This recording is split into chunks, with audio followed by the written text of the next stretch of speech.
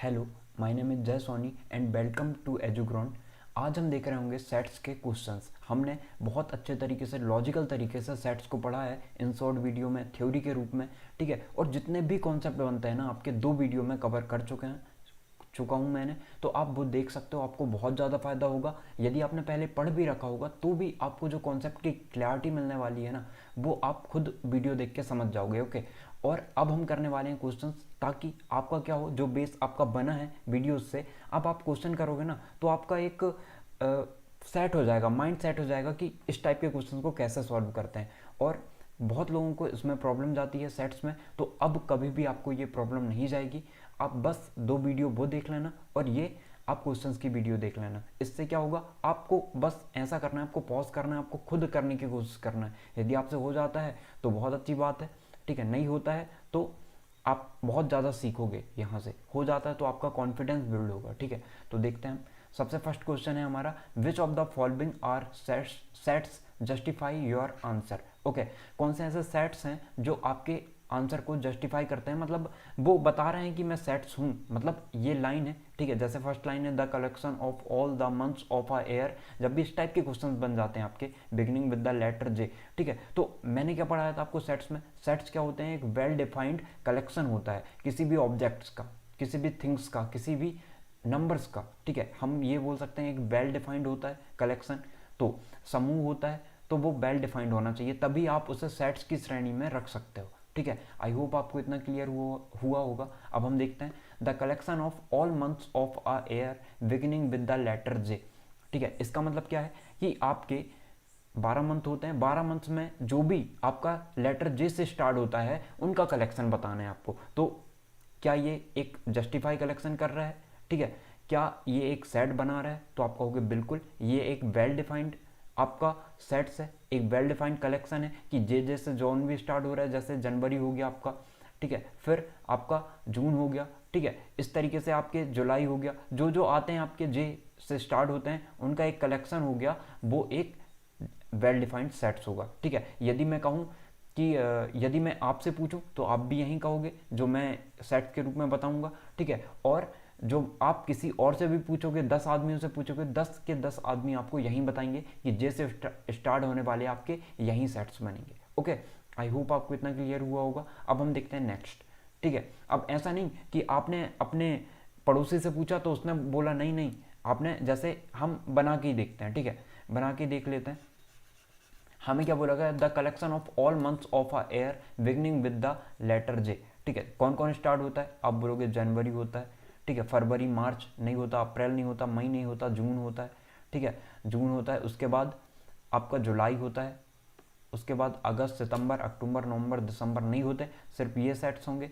अब आप क्या पड़ोसी से पूछोगे तो क्या वो बता देगा कि नहीं इसमें दिसंबर आपने नहीं जोड़ा है? ऐसा हो सकता है क्या? नहीं हो सकता। 12 मंथ से सिर्फ ये 3 ही हैं जो जे से स्टार्ट हो रहे हैं, ओके। तो आप किसी से भी पूछोगे ना, दुनिया के किसी भी आदमी से पूछोगे तो वो इन तीनों का ही नाम लेगा और यही 3 आपके सेट्स बनेंगे, ठीक है। अब हमें बोल रहा है the collection of 10 most talented writers of India, ठीक है। अब देखिए, क्या ये वेल डिफाइंड है? क्या इसे हम डिफाइंड बता सकते हैं? तो यदि मैं आपसे पूछता हूं कि आपके हिसाब से 10 मोस्ट टैलेंटेड राइटर्स कौन है, तो आप कहो, आपने बता दिया एक चेतन भगत बता दिया, ठीक है। और आपने बहुत से ऐसे बता दिए, सेट्टी बता दिया नाम, और ऐसे आपके मन में जो जो आता है आपने वो 10 नाम बता दिया, ठीक है। अब आपके पड़ोसी से पूछिए जरा जाके आप, तो वो कुछ और 10 नाम दर्शा देगा।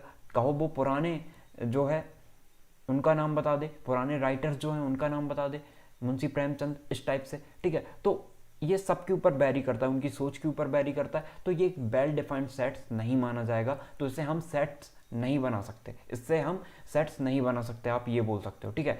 वेल डिफाइंड सेट्स नहीं बना सकते, इसका मतलब कि आप किसी 10 लोगों से पूछोगे, 10 लोग अलग अलग अपना आंसर बताएंगे, इसलिए ये एक वेल डिफाइंड सेट नहीं है, ओके। अब हम देखते हैं next, a team of 11 best cricket batsman of the world, okay. अब आप बताइए इसका आंसर क्या हो सकता है, आपको कमेंट सेक्शन में जवाब देना है, ठीक है। तो देखिए इसमें क्या है कि a team of 11 best cricket batsman of the world, ठीक है।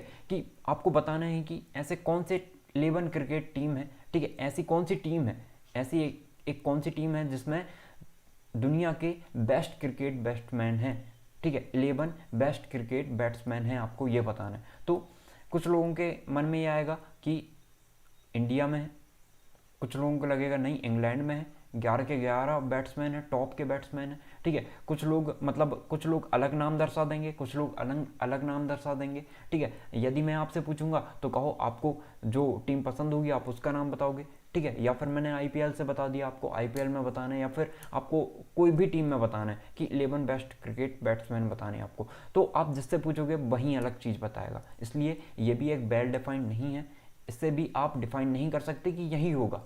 हमें सेट्स को कब बना सकते हैं हम, कि यही होगा आपका, ठीक है। सेट बिल्डर फॉर्म आपने बनाया, रोस्टर फॉर्म बनाया कि सिर्फ यही चीज़ें आ सकती हैं इसमें, इसका मतलब तभी आप उसे कहोगे ये एक वेल डिफाइंड सेट्स है, नहीं तो नहीं। ओके, तो क्या ये होगा?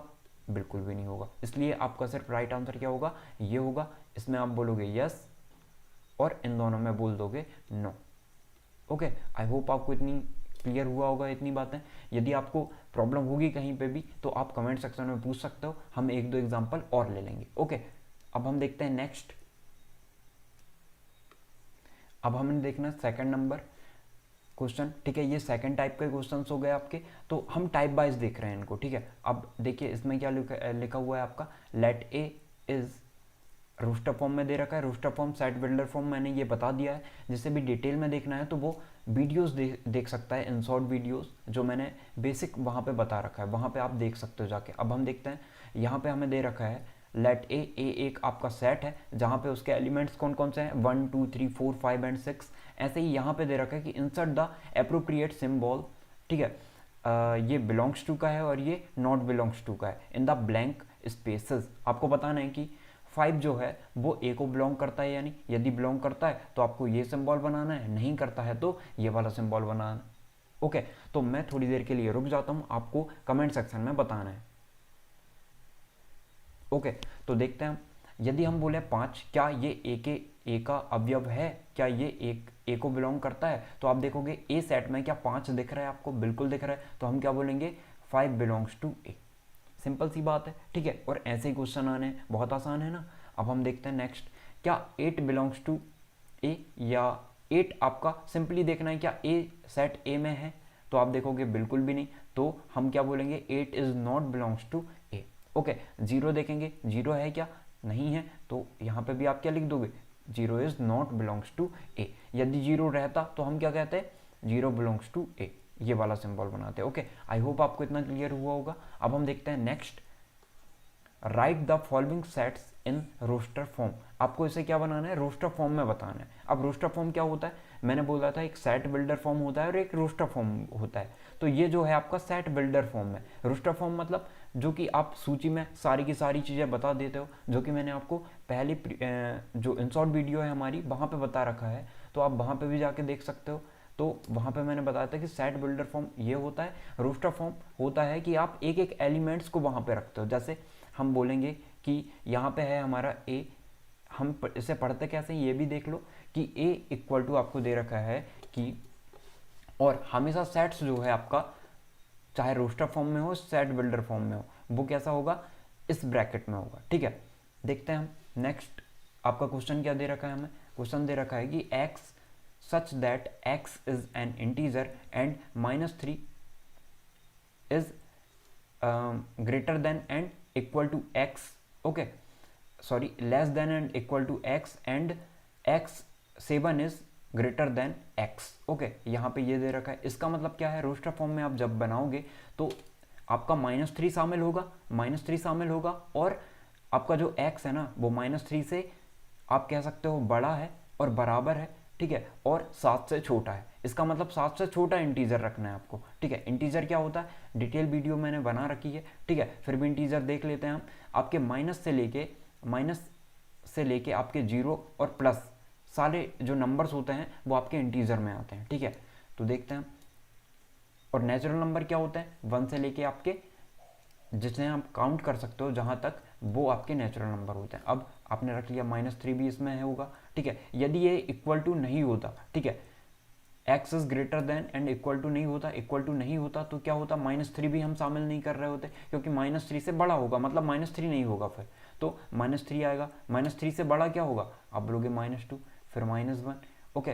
फिर आपका क्या आ जाएगा 0, फिर क्या आ जाएगा आपका 1, फिर 2, फिर 3, फिर 4, फिर 5, फिर 6। आपको 7 नहीं लेना है, तो ये आपका रोस्टर फॉर्म बनेगा। ओके, आई होप आपको क्लियर हुआ होगा इतना। अब हम नेक्स्ट देखते हैं।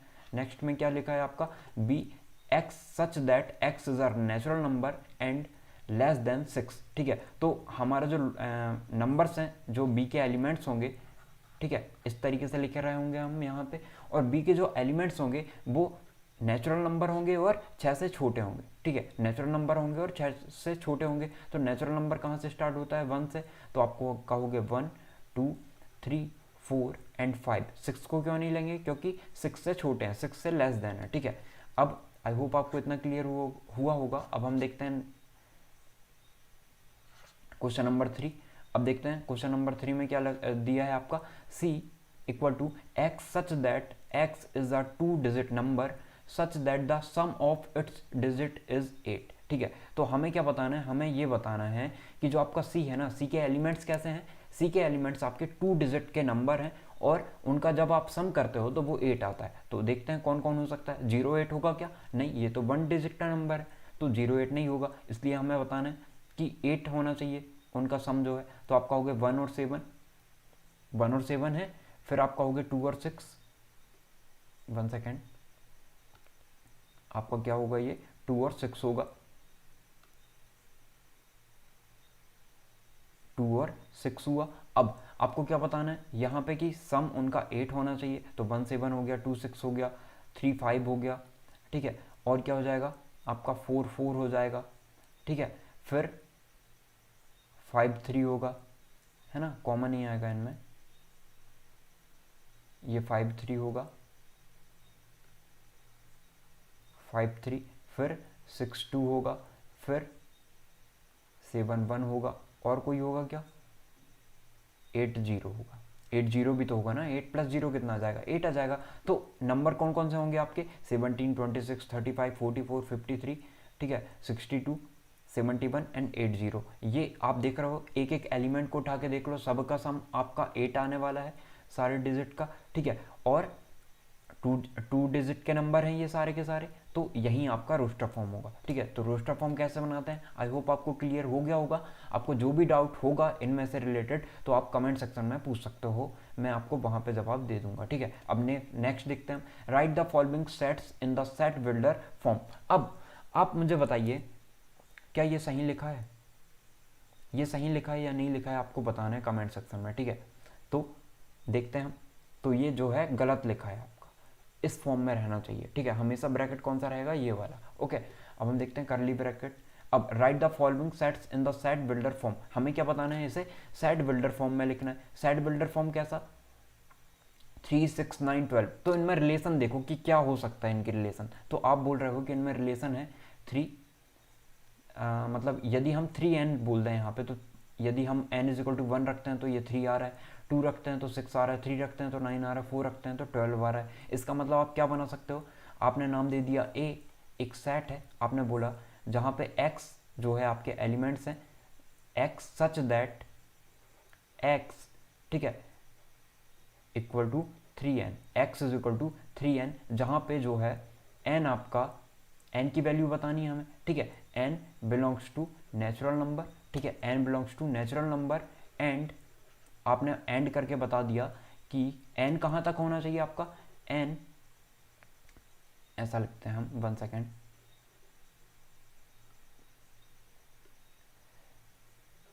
n is greater and equal to 1 and less than, आप बोल सकते हो लेस देन 5, ये होगा। ठीक है, या फिर आप ऐसा भी बोल सकते हो कि greater and equal to 4, greater and equal to 4। ठीक है, क्योंकि 4 तिया 12। अब देखो ये बना सकते हो आप, x such that x is equal to 3n, जहाँ पे n belongs to n and 1। ठीक है, n is greater than and equal to 1 and less than 4, less than and equal to 4, ये लिखा हुआ है। इसका मतलब क्या हुआ कि आपका एक शामिल है और एक भी शामिल है आपका और एक से बड़ी संख्या शामिल है, और 4 भी शामिल है और 4 से छोटी संख्या शामिल है, मतलब 3 शामिल होगा आपका, 4 भी शामिल होगा लेकिन 5 शामिल नहीं होगा। इसका मतलब ये हुआ। आई होप आपको इतना क्लियर हुआ होगा। अब आपको ये वाला कमेंट सेक्शन में बताना है, ठीक है। मैंने इतनी जो है डिटेल में बताया आपको, ये आपको कमेंट सेक्शन में बताना है। ये आपके लिए होमवर्क हो गया, आप बोल सकते हो, रूम वर्क, आप जो मानना चाहो या कमेंट में बता सकते हो आप तुरंत, ठीक है। अब हम देखते हैं नेक्स्ट। तो list of the all elements of the following sets, आपको बताने हैं कि लिस्ट बतानी है आपको, ठीक है। अब यहां पे आपका क्वेश्चन कौन सा है, क्वेश्चन नंबर 1 दे रखा है आपको। ए आपका एक सेट है जहां पे हमें दे रखा है कि x such that x is N odd natural number. Okay, तो आप बता सकते हो कि ए में आपके कौन कौन से एलिमेंट्स आएंगे, आपको ये बताना है। मतलब सिंपली इसका मतलब ये है कि आपको रोस्टर फॉर्म में लिखना है, ठीक है, रोस्टर फॉर्म में लिखना है। तो आप क्या बोल सकते हो कि x is N odd natural number, odd natural number होना चाहिए, तो कौन कौन होंगे, तो आप बोलोगे a इज इक्वल टू होगा आपका, a में कौन कौन से एलिमेंट्स होंगे, तो आप बोलोगे 1, आपका 3, फिर 5, तो सारे ऑड नंबर आ जाएंगे। तो इस तरीके से आप लिखोगे। ओके, अब हमें नेक्स्ट दे रखा है बी में जहां पे हमें दे रखा है b is equal to X such that x is an integer. Integer कौन कौन होते हैं, इंटीजर क्या अपॉन में होते हैं, बिल्कुल भी नहीं। तो इंटीजर हमें कैसे लेना है, अपॉन में तो हो नहीं सकते ये। इसका मतलब -1/2 का निकालो आप, कितनी वैल्यू होती है -1/2, आप बोलोगे 0.5, -0.5। इसके पहले वाली कौन सी वैल्यू होगी, आप कहोगे क्या ये बड़ा है 1 से, तो आप कहोगे बिल्कुल ये 1 से बड़ा हो गया आपका, ठीक है। -1, देखिए आपको खुद पता है कि -1, फिर ये -0.5 आता है ना, 1/2, फिर ये 0 आता। तो हमें क्या लेनी है, हमें तो इंटीजर बताना है। तो इंटीजर इनके बीच कौन कौन से होंगे, तो देखिए 0 होगा आपका, है ना, 0 के बाद 1 हो गया, 2 हो गया। अब इसे भी निकाल लो, ये कितना है, तो ये निकालोगे तो आप कितना होगा, 2 चौके 8, 2 पंचे 10, 4.5 होगा। तो ये बड़ा है तो हमें 4 तक लेनी संख्या। इसका मतलब क्या होगा, b इक्वल टू आप लिख सकते हो 0 होगा आपका, ठीक है। फिर 1 होगा, इंटीजर है, 0, 1, 2, 3 एंड 4, ये आपका राइट आंसर होगा, ठीक है। ओके, आई होप आपको क्लियर हुआ होगा। हम अपॉन में क्यों नहीं ले सकते, क्योंकि इंटीजर हमारी अपॉन में नहीं होती। पूर्णांक का मतलब क्या होता है, 0 से लेके -1, -2, -3, ये सारे, ठीक है, और प्लस वाले बोल सकते हो आप, ये सारे आप आगे तक चलेंगे, ठीक है। ये इंटीजर है। ओके, आई होप आपको इतना क्लियर होगा। और मैंने एक एक चीज़ को बताया आपको, इंटीजर क्या होते हैं, नेचुरल नंबर क्या होते हैं, रेशनल नंबर क्या होते हैं, रेशनल क्या होते हैं, सारी चीज़ें आपको वीडियो में मिल जाएगी, इन शॉर्ट वीडियो में, आप वहाँ पे जाके अच्छे से देख सकते हो, ठीक है। अब हम देखते हैं, ताकि आप भूलोगे भी नहीं कभी। अब नेक्स्ट है आपका क्वेश्चन, ये अलग टाइप का बन गया आपका क्वेश्चन। क्या है, which of the following are examples of the null set, ठीक है। नल सेट मतलब क्या बताया था, 5, ठीक है। 5 मतलब नल सेट होता है जहां पे आपका कुछ भी ना हो, ठीक है, एक भी एलिमेंट आपका ना हो, उसे हम क्या कहते हैं, 5 सेट। अब आपको बताना है कौन सा 5 सेट है, कौन सा 5 सेट नहीं है, कौन सा नल सेट है, कौन सा नल सेट नहीं है। सिंपल सी बात है, जिसमें एक भी एलिमेंट नहीं होंगे वो क्या होगा, नल सेट होगा। ओके, तो देखते हैं, वहां पे मैंने आपको बहुत सारे एग्जाम्पल से बताया था। अब यहाँ पे देख लेते हैं, फर्स्ट नंबर क्या है, set of odd natural number divisible by 2, ठीक है। Set of odd natural number divisible by 2। अब आप मुझे बताइए कि क्या ऐसा कोई भी ऑड नेचुरल नंबर है जो 2 से डिवाइड होगा आपका, ऑड नंबर, तो आप कहोगे कोई भी नहीं है। देख लो, 1, 3 नेचुरल नंबर है, 5 नेचुरल नंबर है, क्या ये 2 से डिवाइड है, तो आप कहोगे बिल्कुल भी नहीं। तो ये कैसा सेट होगा आपका, नल सेट या 5 सेट, 5 बोल दोगे आप, ठीक है। तो ये नल सेट होगा आपका, क्या बोल दोगे, ये आपका नल सेट होगा। तो यहां से हम बोल देंगे सॉरी, ये आपका नल सेट होगा, ठीक है। 1 सेकेंड, ये आपका कौन सा सेट होगा, नल सेट। नेक्स्ट देखते हैं, set of even prime numbers, ठीक है। Set of even prime numbers, आप मुझे बताइए कोई भी एक ऐसे डिजिट बता दो जो कि इवन हो और प्राइम नंबर हो, ठीक है, इवन हो और प्राइम नंबर हो, बताओ। सुन के लगा होगा कि एक भी नहीं है, तो मैं आपको बता दूं कि 2 ऐसा एक नंबर है जो इवन प्राइम नंबर है। 2 एक प्राइम नंबर है और इवन प्राइम नंबर है, इसलिए ये नल सेट बिल्कुल भी नहीं है। ओके, थोड़ी देर के लिए आपको लगा होगा कि ये नल सेट होगा, ठीक है, ये नल सेट नहीं है, ये क्या है, 2 आएगा।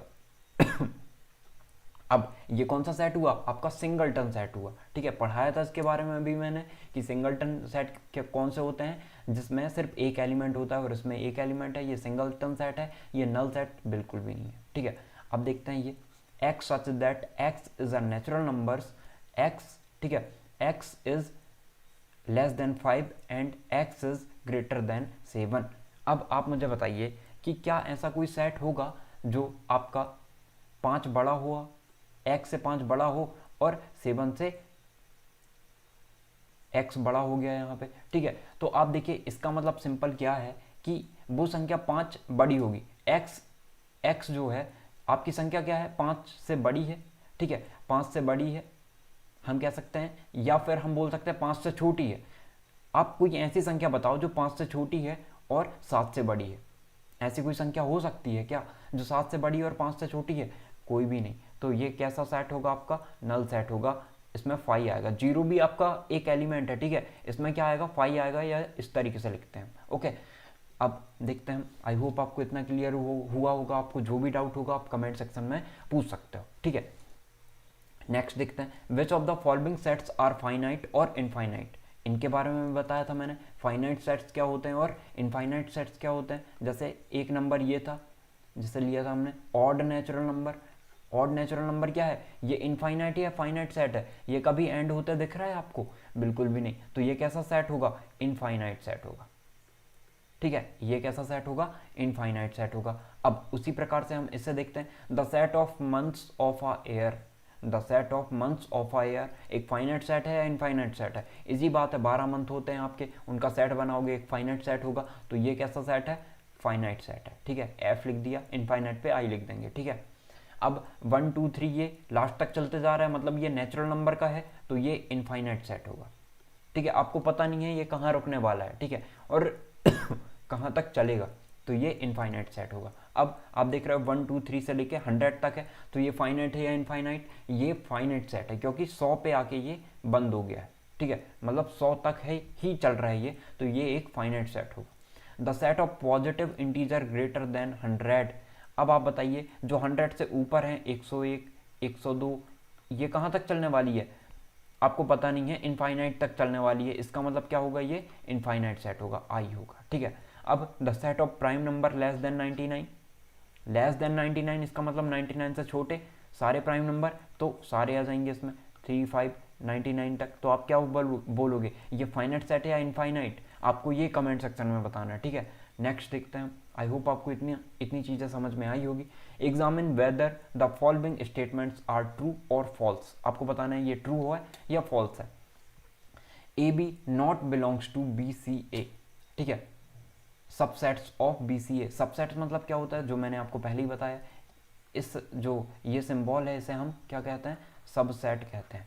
ये सबसेट है आपका, तो इसका मतलब, और यदि आपको इस तरीके से दे रखा हो तो नॉट सबसेट, मतलब ए बी जो है सबसेट नहीं है बी सी ए का। तो आप देखते हैं ए और बी एलिमेंट्स आपके बी सी ए, देखो ए और बी दिख गए, इसका मतलब ए बी जो है बी सी ए का सबसेट है। इसका मतलब ये क्या है, फॉल्स है आपका। ये क्या होगा, फॉल्स होगा। अब बताना है ये A E belongs to X such that X is a vowel in the English alphabet. तो ए और ई दोनों ही अल्फ़ाबेट हैं आपके, तो बिलोंग्स कर रहा है, मतलब ये बिल्कुल राइट होगा। ये क्या होगा, ट्रू होगा। ठीक है, अब देखते हैं 1 2 3 सबसेट है 1 3 5 का, तो ये सही है या नहीं है? तो ये बिल्कुल भी रॉन्ग है। क्यों? क्योंकि 1 और 3 तो है इसमें, लेकिन 2 नहीं है। आपके सारे के सारे एलिमेंट्स होते तब ये सबसेट कहा जाता। ठीक है, तो ये क्या है, ये स्टेटमेंट जो है वो फॉल्स है। ओके, आई होप आपको इतना क्लियर हुआ होगा।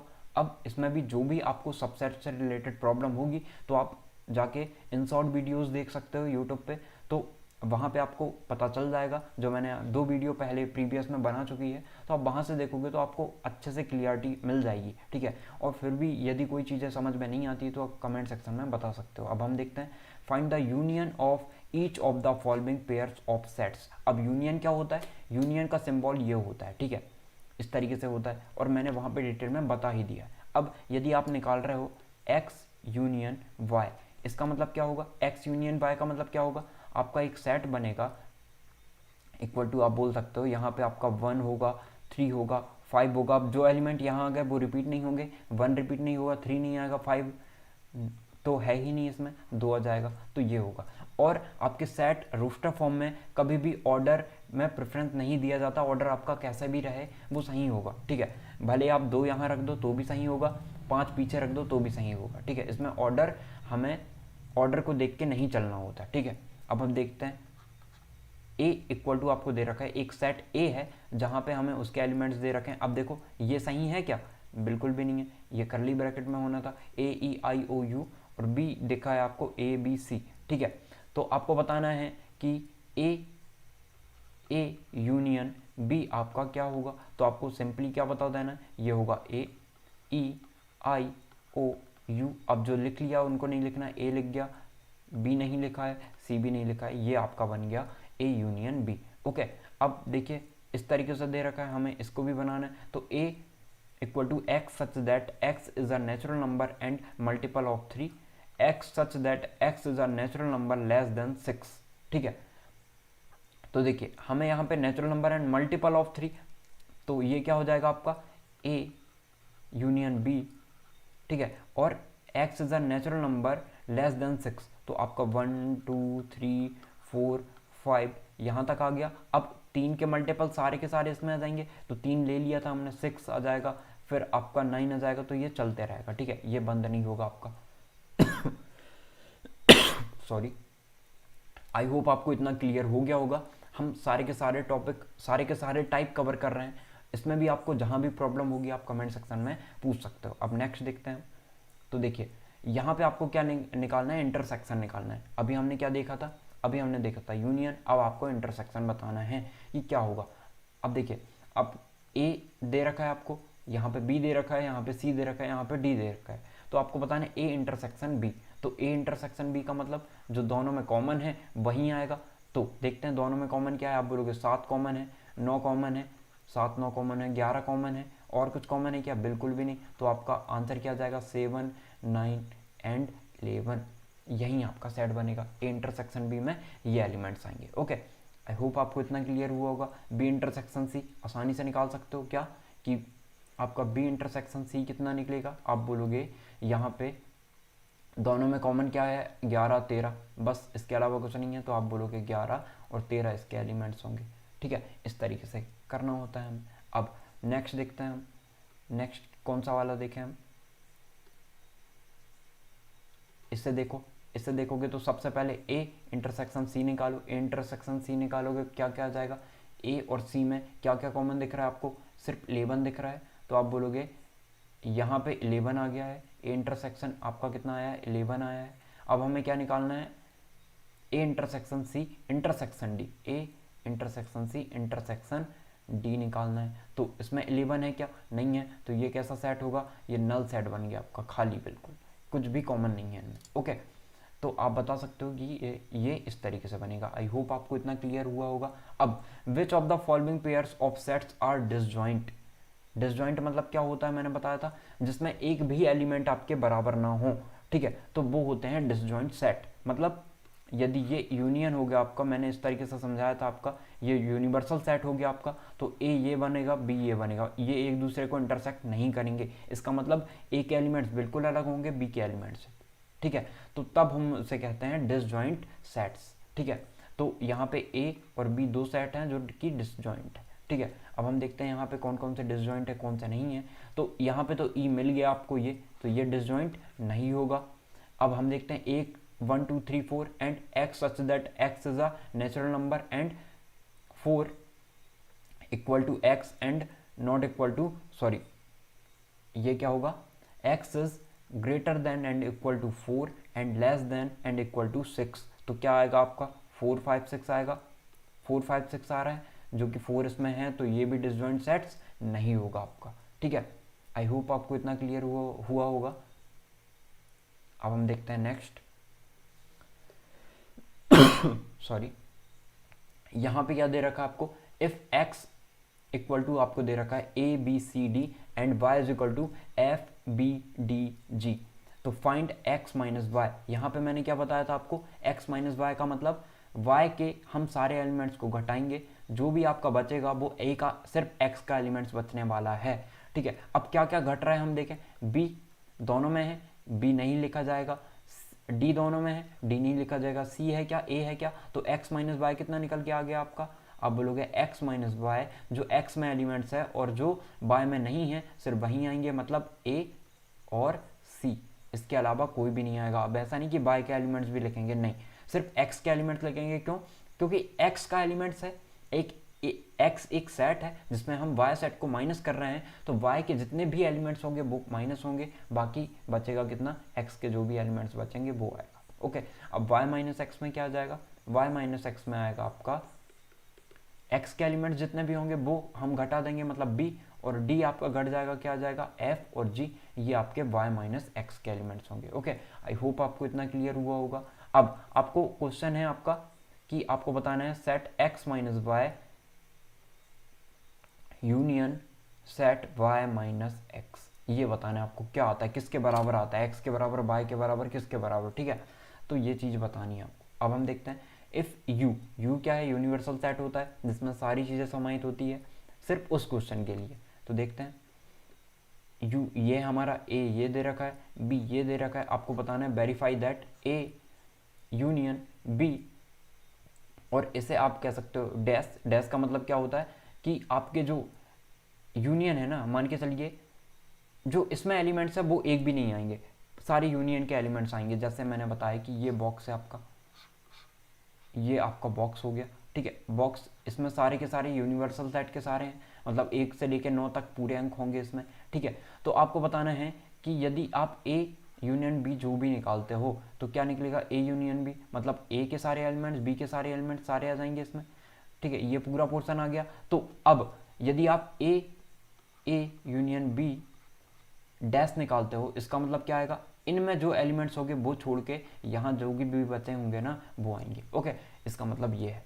तो हम देखते हैं a यूनियन b निकालो, a यूनियन b कितना आएगा, आप बोलोगे a यूनियन b आ जाएगा आपका, सबसे पहले a यूनियन b निकालते हैं, तो आ जाएगा आपका 2 4 6 8, ये तो आ गया 2 4 6 8। अब यहाँ पे क्या नहीं है आपका, तो आप बोलोगे जो हमने रिपीट कर लिया है उसको हम बार बार नहीं लिखेंगे, तो यहाँ पे आप बोलोगे 2 आ चुका है एक बार, क्या नहीं आया, आप बोलोगे 3 नहीं आया, 5 नहीं आया, 7 नहीं आया, तो 3 5 और 7 लिख दिया हमने। ठीक है, अब आपको जब डैश निकालना है ना, a intersection b, sorry a union b dash निकालना है, इसका मतलब आपका 2 लिख लिए हो आपने, 4 लिख लिए हो, ठीक है, फिर 6 लिख लिए हो, 7 लिख लिए हो आपने, 3 लिख लिए हो, 5 लिख लिए हो, और कुछ 8 भी लिख लिया है आपने। ठीक है, इतना ही लिखा है, 2 3 4 5 6 7 8, इतना लिख लिया हमने। तो क्या आ जाएगा आपका, जो इनमें नहीं लिखा गया है, मतलब 1 के बाद आपका 9, ठीक है, 1 और 9 ही है जो नहीं लिखा गया है, तो ये आएगा। ठीक है, आई होप आपको इतना क्लियर हुआ होगा। अब आपको बताना है कि ये बराबर है a dash intersection b dash के, तो a इंटरसेक्शन क्या हो जाएगा, 2 4 6 8 नहीं आना चाहिए, बाकी यूनिवर्सल सेट के सारे एलिमेंट्स आ जाएंगे। तो a डैश क्या होगा आपका, मतलब आपका 1 आ जाएगा, 2 नहीं आएगा, 3 आ जाएगा, 4 नहीं आएगा, 5 आ जाएगा, 6 नहीं आएगा, 7 आ जाएगा आपका, 8 नहीं आएगा, 9 आ जाएगा। ठीक है, ये होगा। अब आपको बताना है कि b डैश कितना होगा, फिर हम इनके बीच इंटरसेक्शन निकालेंगे। तो b डैश क्या है, b है आपका 2 3 5 7, मतलब 1 आ जाएगा, 2 नहीं आएगा, 3 नहीं आएगा, 4 आ जाएगा, 5 नहीं आएगा, 6 आ जाएगा, 7 नहीं आएगा, 8 आ जाएगा और 9 आ जाएगा। ठीक है, अब इंटरसेक्शन b निकालो, तो a dash intersection b dash कितना होगा, आप बोलोगे ये हो जाएगा आपका 1 दोनों में कॉमन है, 3 कॉमन है क्या, नहीं है, 4 कॉमन है, नहीं है, 5 6 नहीं है, 8 नहीं, 9 है, 1 और 9 ही कॉमन है, तो ये आ गया आपका यहाँ पे, और ये भी दोनों। तो आप क्या बोल सकते हो यहाँ से, आप क्या बोल सकते हो दोनों को, कि a union b dash equal to होगा आपका a dash intersection b dash के। तो ये आपका जो है होमवर्क है, आपको ये कमेंट सेक्शन में बताना है इसका आंसर क्या आएगा। ओके, आप स्क्रीनशॉट ले सकते हो। आई होप आपने स्क्रीनशॉट ले लिया होगा और आपको कमेंट सेक्शन में बताना है। जो भी कमेंट सेक्शन में बताएगा इसका आंसर, उसका नेक्स्ट वीडियो में नाम लिया जाएगा, ठीक है, या फिर स्क्रीनशॉट चलाया जाएगा। कितनों को जवाब सही आते हैं हम ये देखते हैं, ठीक है। नेक्स्ट देखते हैं। अब आपका ये लास्ट क्वेश्चन बने हैं, ठीक है। तो if x and y are two sets such that number of x is equal to 17, number of y is equal to 23 and number of x union y equal to 38, तो आपको बताना है number of x intersection y, ठीक है। तो इसका formula क्या होता है? इसका फॉर्मूला होता है n x intersection union y equal to होता है number of x plus number of y minus n number of x intersection y, ठीक है। 1 सेकेंड, इसमें हम ये नहीं लगाते हैं, ये हो जाएगा क्या आपका y। अब निकाल लेते हैं, सॉल्व कर लेते हैं। हमें किसकी वैल्यू निकालनी है? हमें n number of x intersection y की वैल्यू निकालनी है। तो x आपका n number of x union y कितना है? आप बोलोगे 38 है, ठीक है। नंबर ऑफ x कितने हैं? 17 है, प्लस नंबर ऑफ y कितने हैं? आप बोलोगे 23, minus number of x intersection y, इसकी वैल्यू तो हमें निकालनी है। तो इन दोनों को जोड़ लो, कितना आएगा? आप बोलोगे 7 3 10, 0 हाथ लाई 1, 3 और 1 4, 40 आ गई। तो n इंटरसेक्शन को इस तरह पहुंचाओ, n x इंटरसेक्शन y, इसकी वैल्यू आपको फाइंड करनी है, और 38 को इस तरफ ले आओ, माइनस में आ जाएगा, तो वैल्यू आपकी कितनी आ गई? 2। तो इसकी वैल्यू क्या आ जाएगी? 2। I hope your doubt is clear. Doubt नहीं, आपका जो क्वेश्चन है वो सॉल्व हो चुका है, ठीक है। इसका आंसर क्या आएगा? 2 आएगा। मतलब n number of x intersection y, elements कितने होंगे? आप बोलोगे 2 एलिमेंट्स होंगे, ये बोल सकते हैं हम, ठीक है। अब इन अ ग्रुप ऑफ 400 पीपल, एक 400 पीपल का ग्रुप है आपका, तो आप मुझे बताइए 400 पीपल हैं तो वो उसे आप किस तरीके से दर्शाओगे? आप बोलोगे यूनियन, यूनियन में आपके सारे के सारे पीपल आ जाते हैं, ठीक है, यूनियन आ जाएगा उसमें। अब 250 can speak Hindi, 250 can speak Hindi and 200 can speak English. How many people can speak both Hindi and English? आपको ये बताना है, ओके। तो देखिए यहाँ पे भी यही फॉर्मूला लगेगा। सबसे पहले तो हम निकाल लेते हैं नंबर ऑफ ए, या फिर हम इस तरीके से दर्शाएं यहाँ पे कि आपका जो हिंदी बोलने वाले हैं उनको एस से दर्शाते हैं हम, और जो इंग्लिश बोलने वाले हैं उन्हें ई से, ठीक है। तो यहाँ पे बोलोगे आप number of Hindi union English, मतलब जो कि दोनों लैंग्वेज बोलते हैं, या एक या दो, सारे के सारे एलिमेंट्स आपके 400 में शामिल हो जाएंगे, मतलब वो कितना आएगा? 400, ठीक है। अब नंबर ऑफ आपको बताना है यहाँ पे हिंदी बोलने वाले कितने हैं, तो आप बोलोगे 200 पीपल हैं, ठीक है। 250 कैन स्पीक हिंदी, 250 पीपल हैं, हमने इंग्लिश का लिख लिया। ये आपके कितने पीपल हैं? आप बोलोगे 250 हैं। अब यहाँ पे आपको क्या बताना है? 1 सेकेंड,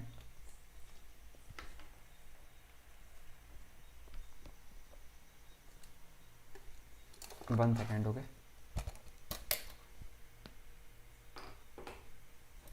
ओके, अब आपको क्या बताना है यहाँ पे कि 250 स्टूडेंट आपके कहाँ पे हैं? नंबर ऑफ हिंदी, ठीक है, बोलने वाले पर्सन कितने हैं? 250 हैं। नंबर ऑफ इंग्लिश बोलने वाले जो आपके पीपल हैं वो कितने हैं? आप बोले हुए 200 है, ठीक है।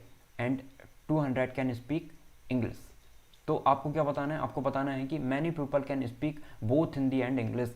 बोथ हिंदी एंड इंग्लिश का मतलब, यदि मैं आपको इस तरीके से समझाऊँ कि ये कुछ पर्सन हैं जो हिंदी बोल सकते हैं, ठीक है, कुछ पर्सन है जो हिंदी और इंग्लिश दोनों बोल सकते हैं, मतलब ये वाले पर्सन हिंदी और इंग्लिश दोनों बोल सकते हैं, और ये इंग्लिश, केवल इंग्लिश बोलने वाले ये, केवल हिंदी बोलने वाले ये, और ये दोनों बोलने वाले, और हिंदी यूनियन इंग्लिश, मतलब ये टोटल पर्सन कितने हैं? आप बोलोगे 400 है। तो इस तरीके से निकालना है। हमें निकालना क्या है? बोथ, जो कि दोनों बोल सकते हैं, तो ये निकालना है आपको। ये निकालने का मतलब हिंदी इंटरसेक्शन इंग्लिश, ठीक है, ये निकालना है। Number of Hindi intersection English कितने होंगे? तो इसका भी फॉर्मूला यही होगा क्या?